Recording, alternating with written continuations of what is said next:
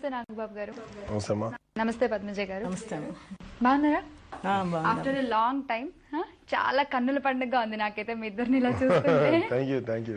So మరి వివాహ బంధం మిమ్మల్ని ఫ్లాష్ బ్యాక్ లోకి తీసుకెళ్లిపోయి మీ మ్యారేజ్ డేస్ ఆ మెమరీ మూమెంట్స్ ఒకసారి గుర్తు చేసుకుందాం. మీ ఇద్దరికి పెళ్ళి ఎన్ని ఇయర్స్ అవుతుంది? 23 years. సో మన 23 ఏళ్ళు ఇప్పుడు వెనక్కి వెళ్ళిపోతాం అయితే చక్కగా. ఓకే, సో అసలు మీ ఇద్దరికి పెళ్లి చేయాలనే ఆలోచన మీ పెద్దవాళ్ళకి ఎప్పుడు కలిగింది? రుద్రవేణి సినిమా ప్రొడక్షన్ కి అవుతూ ఉంది. తర్వాత ఇంకా నెక్స్ట్ సినిమా త్రినేత్రుడు షూటింగ్ జరుగుతుంది. మాది అరేంజ్డ్ మ్యారేజ్ మాది. మా అమ్మగారు వాళ్ళు మా కజిన్స్ వాళ్ళ పెళ్ళికి వెళ్ళినప్పుడు తను అక్కడ చూసింది. అతను అన్నయ్య గారి ఫ్యాన్, చిరంజీవి గారికి పెద్ద ఫ్యాన్ తను. నాకేదో పెళ్లి సంబంధం చూస్తే బాగుండు అని చెప్పి మా అమ్మగారు అనుకుంటా ఏదో మైండ్ మరి ఆ మైండ్ ఉన్నప్పుడు అలాంటి ఎవరున్నారా తెలియకుండా తను పరిచయం చేయించుతుంది మా అమ్మ దగ్గరికి వెళ్ళి. ఏమంటే నేను చిరంజీవి గారి అభిమానులు అండి, మీ అంటే చాలా ఇష్టం ఆయన అంటే అది ఇది మాట్లాడాను. అమ్మ ఏమే బాగుంది కదా అనుకుందా ఏంటో మరి. తర్వాత మా కజిన్తో వాళ్ళు చెప్పి ఒకసారి అమ్మాయి ఇంటికి వెళ్ళి ఇంకోసారి చూద్దాం అమ్మాయిని చెప్పి వాళ్ళ ఇంటికి వెళ్ళారు. వీళ్ళు ఏమంటున్నారంటే చిరంజీవి గారు వాళ్ళ మొదటి మా ఇంటికి వస్తున్నారు అంటే ఉంటుంది కదా హడావిడి వచ్చి కంగారు అంటే మామూలుగా లేదు చూడ క్యాజువల్గా వచ్చారు. వాళ్ళకి అసలు లీస్ట్ ఐడియా కూడా లేదు. తర్వాత నాకు వచ్చి చెప్పింది అమ్మ ఇట్లా. సరే అప్పుడు చెప్తే వాళ్ళు నమ్మరు చాలా కాలం. అప్పటికే నాకు కొంచెం ఆర్టిస్ట్ గా కొంచెం 2 సినిమాలు 3 సినిమాలు యాక్ట్ చేశాను. ప్లస్ అన్నయ్య గారిది బ్రదర్ గా ఒక రికగ్నిషన్ ఉంటుంది కదా. మా అప్రోచ్ చూసి అప్పుడు నమ్మకం వచ్చింది వాళ్ళకి. ఓకే, సో మరి మీ మదర్ మీకు పెళ్లి చేయాలనుకున్నప్పుడు అప్పుడే పెళ్ళంట్రా బాబు అనుకునే టైంలో ఉన్నారా, లేకపోతే ఇంకా ఎప్పుడెప్పుడు చేస్తారా పెళ్లి నాకు అనుకునే టైంలో ఉన్నారా? ఈ రెండోది కరెక్ట్. రెండోది కరెక్ట్. నాకు బాగా లేట్ మ్యారేజ్. అవునా?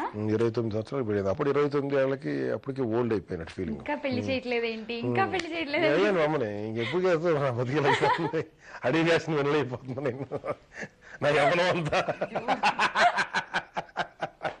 అడవి కాసిన వెన్నెల కాదు సార్, పద్మజ గారు ఆ వెన్నెల మొత్తం లాగేసుకోవడం కోసం తను చూసిన తర్వాత నాకు కూడా తనకి ఇప్పుడు అప్పుడు కాలు పెట్టుకునేతాను. ఓకే, చెప్పనివ్వాలి, మీరు అలా పక్కన సైకిల్ చేయకూడదు. నాకు కొంచెం ఆ కళ్ళ జోడు పెట్టుకొని అమ్మాయిలు కొంచెం గౌరవం, నాకు చాలా ఇంటలెక్చువల్ గా ఉంటారు వీళ్ళు, చాలా తెలియదు. ఈ పెళ్లికి ఒప్పుకొని పెళ్లి చేసుకున్నాను అనమాట.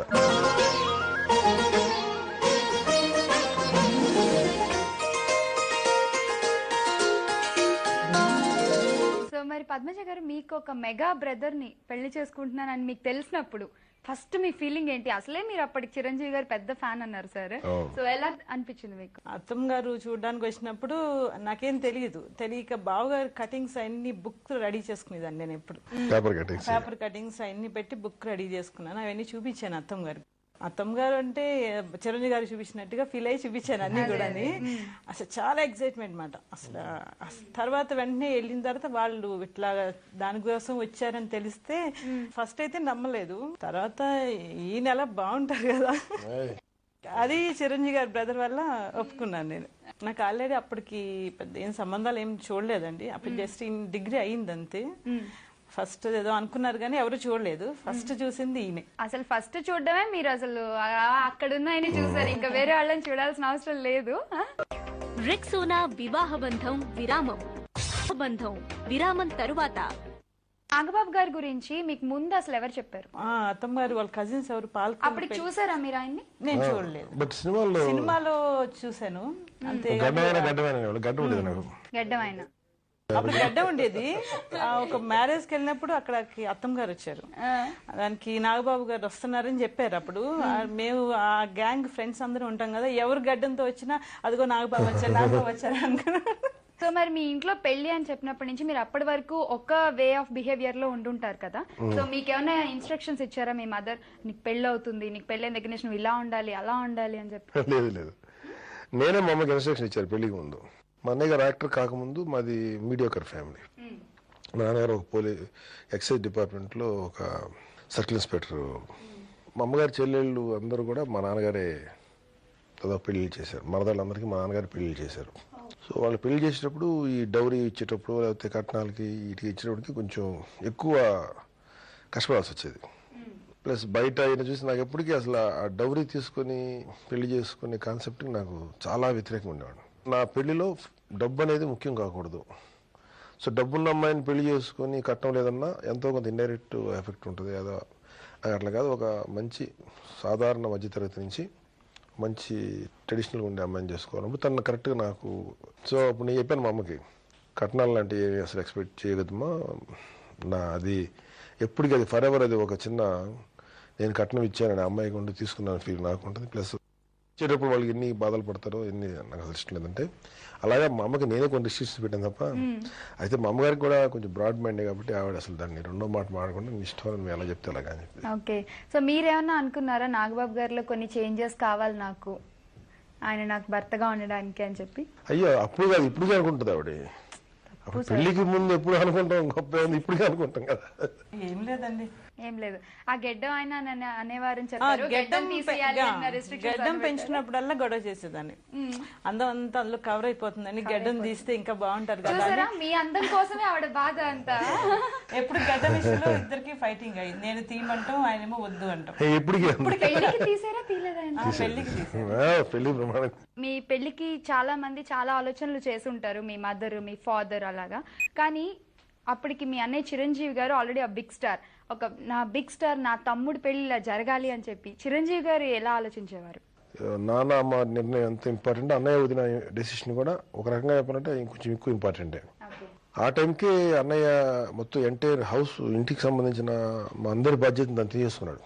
మా నాన్నగారు ఇంకా యాక్టివ్ దీనిలో ఉంటుండగానే ఆయన ఇంకొంచెం బెటర్ లెవెల్లో తీసుకెళ్ళి నన్ను కానీ మా తమ్ముడిని కళ్యాణ్ బాబుని కానీ సిస్టర్స్ని వీళ్ళందరి బాధ్యత తీసుకొని వాళ్ళ పెళ్ళిళ్ళు, మా పెద్ద చెల్లి పెళ్లి కానీ అలాగా ఇంటికి సంబంధించి ఇల్లు కడుతుండేవాడు.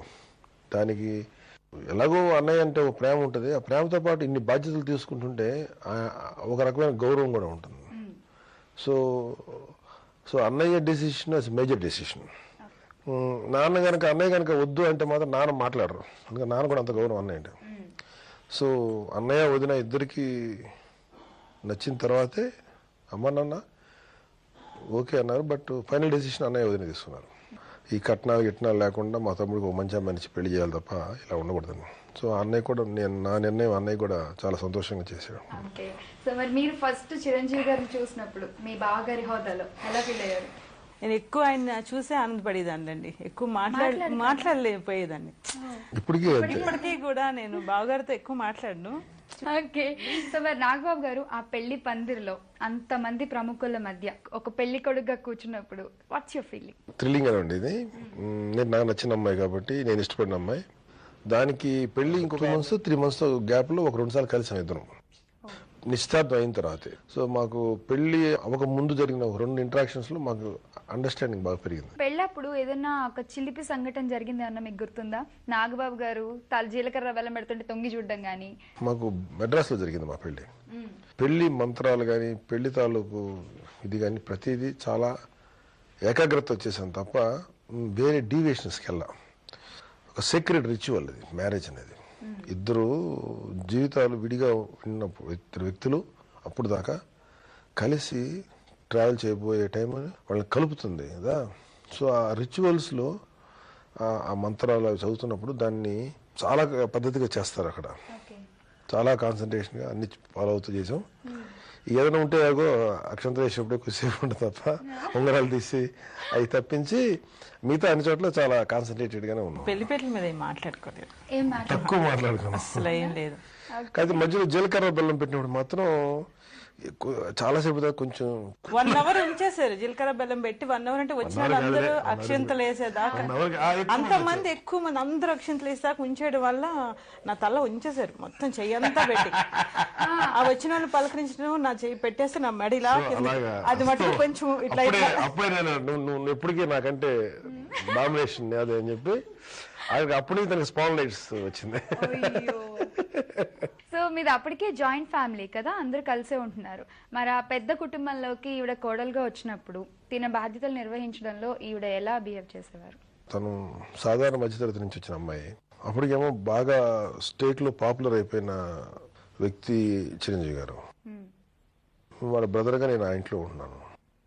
సో తనకి యాక్చువల్గా ఏంటంటే ఒక ఎక్కడ ఊహించలేనటువంటి ప్లేస్లో తను వెళ్ళినట్టు ఉంటుంది. సో ప్రతి తను కొత్తగాను భయంగా ఉండేది. చాలా టెన్షన్తో ఉండేది. నేను చాలా వరకు నేను దాన్ని అర్థం చేసుకొని నేను తను రిలాక్స్ చేసేవాడిని. బట్ తను ఇంచుమించు చాలా కాలం పాటు తనకి ఆ చిన్న ఫియర్ ఉండేది, ఎలా ఉండాలి ఏంటనేది. బట్ అన్నయ్య కానీ వదిన కానీ తనకు కూడా మ్యాక్సిమం లేకుండా ట్రై చేసేవాళ్ళు కానీ బట్ చాలా భయంగానే ఉండేది. పద్మజ గారు, మరి మిమ్మల్ని ఒక కోడలుగా యాక్సెప్ట్ చేయడానికి అంటే మా అమ్మాయి ఇంకా మాలో కలిపేసుకోవడం అనుకునే దానికి వాళ్ళకి ఎంత టైం పట్టింది? అంటే మీ అత్తయ్య గారు కానీ మామయ్య గారు కానీ ఎలా ఉండేవాళ్ళు మీతో? చాలా బాగుండేవారండి. మామయ్య గారు అంటే కొంచెం టెన్షన్ ఉండేది. అత్తమ్మ గారు, మా ఆడబడుచులు, కళ్యాణ్ అందరూ కూడా చాలా బాగా ఫ్రీగా ఉండేవారు. పెళ్ళైన మరుసటి రోజు నుంచే చాలా బాగుండేవారు. నాన్న చాలా ఆప్యాయంగా చూసుకునేవాడు, కూతురులాగా చూసుకునేవాడు. ఆయన నాన్నగారికి అదే ఉంది, మా వదిని అట్లా చూసుకునేవాడు, తన్నే అంతే. మామయ్య గారు కోడల్ని చాలా బాగా చూసుకుంటారు, కూతురుతో సమానం చూసుకుంటారు. సో మరి పెళ్ళైన తర్వాత నాగబాబు గారు మీకు ఇచ్చిన ఫస్ట్ గిఫ్ట్ ఏంటి? ఫస్ట్ బాబు పుట్టినప్పుడు రింగ్స్ ఇచ్చారు. రింగ్స్ ఇచ్చి గిఫ్ట్ ఇచ్చాం. పెద్దగా గిఫ్ట్ ఇచ్చిన క్యారెక్టర్ కాదులేండి అది. పెళ్లికి ముందు ఇచ్చేవారు. నాగబాబు గారు, మీకు మేడం ఇచ్చిన ఫస్ట్ గిఫ్ట్ ఏంటి? నా కొడుకుని ఇవ్వటం నాకు మంచి గిఫ్ట్ కదా. అది మెమరబుల్ గిఫ్ట్. అది